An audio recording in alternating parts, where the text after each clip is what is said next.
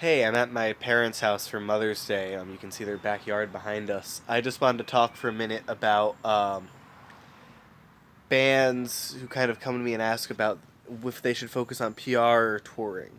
And this is really a tricky question because there's quite a few ins and outs, right? Because on the one hand, you want to focus on touring because you want to get out there, you want people to be able to interact with you in the real world, right?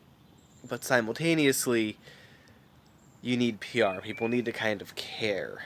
I think there's a balance to be had. If you have to choose between one or the other, though, I would choose touring, but be aware that for a long time, no one's going to care about you. A lot of people think that just because they're on tour, people are going to show up, and that doesn't mean people are going to show up.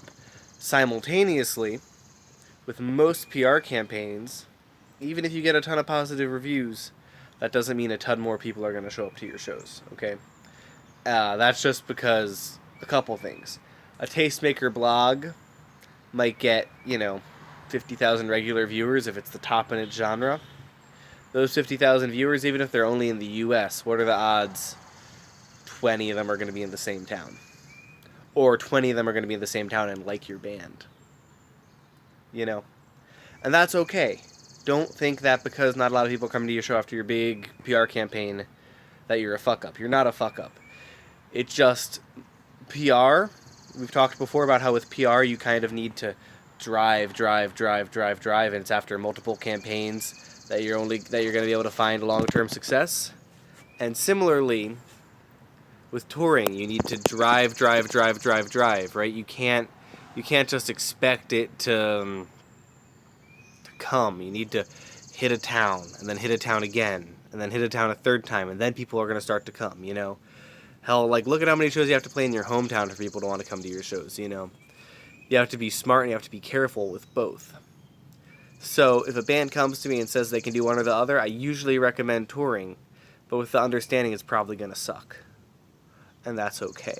Touring is also a lot more expensive and it requires a lot more from you. And I think that if you don't accept that and you're not ready for that, you're going to hurt yourself.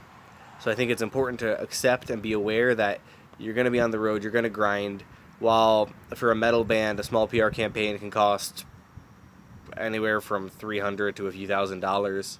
A week-long tour is going to cost you at least $1,000. Cost-wise. Hopefully you'll make that money back, but there's no guarantee, especially early on. And that's just, something you got to be aware of.